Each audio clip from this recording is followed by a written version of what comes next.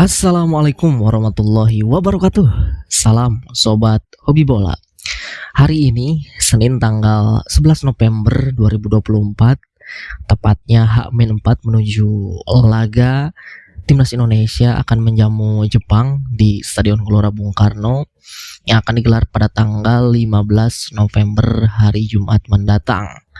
Nah, dalam lanjutan kualifikasi Piala Dunia 2026 zona Asia. Nah, tentu pastinya ada 4 hari lagi untuk persiapan bagaimana Indonesia akan melawan Jepang. Tentu para pemain pun, beberapa pemain sudah berkumpul, entah itu dari pemain Liga 1 dan juga para pemain kita yang bermain abroad, dan juga rombongan timnas Jepang pun yang dijadwalkan mereka sudah berangkat pada minggu pagi, tetapi mereka ada mengalami beberapa masalah dan kendala di pesawatnya sehingga mereka melakukan putar balik ya, padahal mereka sudah lepas landas dari bandara.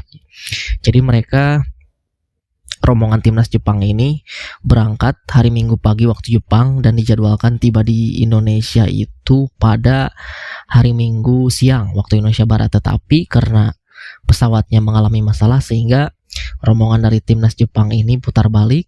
Lalu para pemain, staf dan pelatih mereka beristirahat terlebih dahulu di hotel dekat bandara, dan Federasi Sepak Bola Jepang sendiri akan menjadwal ulang kembali untuk keberangkatan menuju ke Indonesia.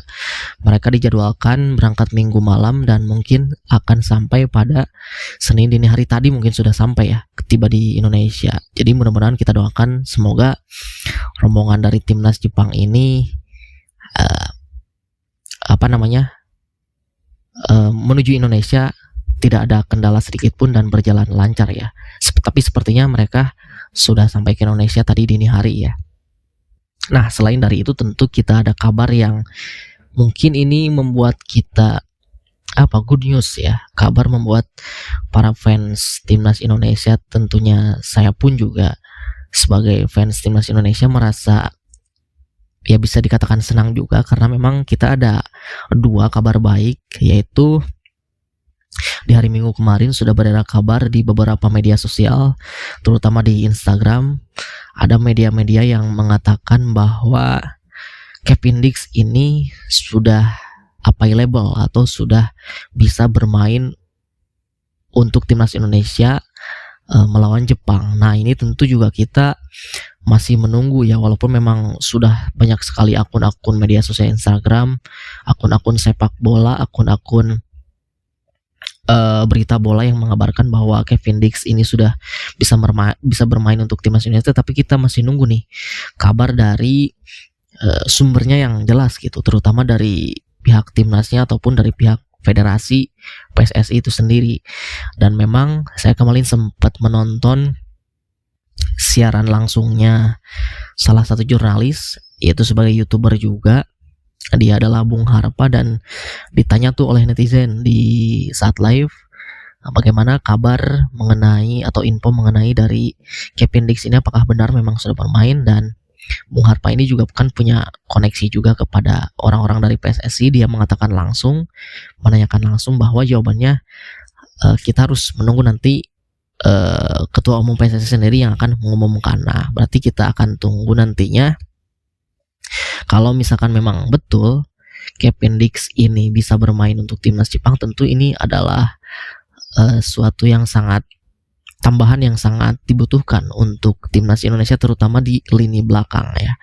Nah, selain dari itu juga, selain dari Kevin Dix, Miss Hilhers yang memang beberapa waktu lalu, bahkan dari beberapa minggu, 1 minggu lalu, Miss Hilhers ini terancam untuk tidak bisa ikut membela timnas Indonesia ketika melawan Jepang dan Arab Saudi, karena memang mengalami cedera di pekan lalu ketika menjalani laga lanjutan Eredivisie membela Twente melawan Willem ya. Hilhers ini mengalami cedera hamstring.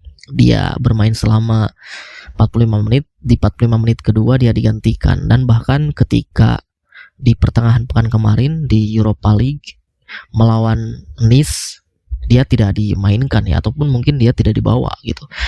Nah, tentu kita patokannya adalah pertandingan terakhirnya Twente sebelum jeda internasional, yaitu tadi malam ketika melawan Ajax. Nah, kita menunggu apakah Missilhurst ini masuk ke dalam daftar susunan pemain ataupun bahkan masuk ke dalam starting line up 11 pemain atau tidak masuk sama sekali. Nah, tetapi ternyata semalam kita tunggu dan akhirnya Missilhurst ini dimainkan oleh pelatihnya FC Twente dan bermain selama 80 menit, membantu timnya untuk bisa menahan Ajax Amsterdam dengan skor 2-2. Tentu ya ini membuktikan bahwa Missilhurst sudah pulih, sudah sembuh dari cederanya dan bisa bermain untuk timnas Indonesia, karena kita patokannya kalau memang ya di Eropa itu secara medis, secara pemulihan cedera sangat luar biasa bagus, sangat luar biasa cepat. Kalau misalkan memang pemain tersebut mengalami cedera sebelumnya, karena memang kita tahu bahwa menurut informasi ya, jadi cedera hamstring itu ada 3 kategori, ada ringan, sedang, dan berat. Kalau misalkan ringan ini butuh waktu pemulihan 1-2 minggu, yang sedang juga mungkin 3 beberapa minggu, lalu yang berat bisa hampir sampai 1 bulanan lebih mungkin.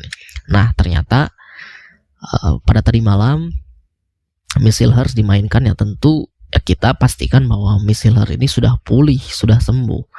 Walaupun tidak bermain selama 90 menit, tapi total bermain di hampir 80 menitan, yaitu menandakan bahwa dia sudah siap untuk bisa membela timnas Indonesia. Nah, tentu dengan dua kabar baik ini, antara Kevin Dix sudah available, lalu juga Missilhurst sudah pulih dan sembuh dari cedera, ditambah lagi dengan tersedianya Jay Idses, Rizky Ridho, Justin Hubner, dan juga Jordi Amat. Berarti ada sekitar 6 ya, Jordi, Justin, Rizky Ridho, Jay Idses, Missilhurst, dan juga Kevin Dix, ada 6 central back atau back center back di timnas Indonesia yang tersedia. Nah, tentu ini nanti akan memudahkan atau memperbanyak pilihan untuk bagi STY ketika nanti akan menghadapi Jepang. Kalau menurut saya sih sepertinya memang Jay Idses ini diplot sebagai center back ya. Ya, ini kepingin saya ya. Jay Idses ini diplot sebagai center back tengah, lalu di kiri ataupun di kanannya itu bisa nanti bergantian, entah itu Missilhurst di kanan, Kevin Dix di kiri, atau Missilhurst di kanan, Rizky Ridho di kiri, atau juga antara Rizky Ridho dan Kevin Dix bisa. Nah, jadi nanti Justin Hubner ini didorong lebih ke depan. Diharapkan STY ini bisa memainkan 2 gelandang bertahan ya, atau 2 gelandang jangkar, 2 gelandang petarung antara Justin Hubner dan juga Nathan ataupun juga Jordi Amat bisa sih sebagai ball playing defender.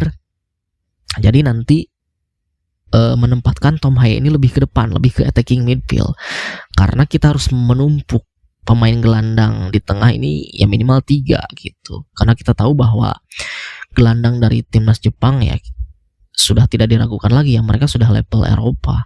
Hidemasa Morita, Endo, dan juga Minamino. Kemarin Hidemasa Morita di Liga Champions mengalahkan Manchester City bersama klubnya Sporting Lisbon, walaupun memang di pertandingan dia ada beberapa mengalami error, beberapa melakukan kesalahan, tetapi ya itu kan kelasnya Eropa, sudah melawan Manchester City gitu.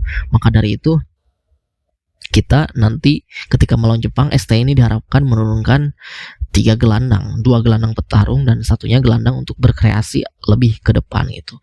Nah, jadi setelah itu biarkan Calvin Perdong ini diposisikan di posisi naturalnya sebagai winger kiri atau wingback kiri gitu. Di kanan itu pun nanti bisa bergantian, entah itu ada Sandy Walsh dan Jakob Sayuri juga bisa, ataupun Eliano Reinders juga bisa ya.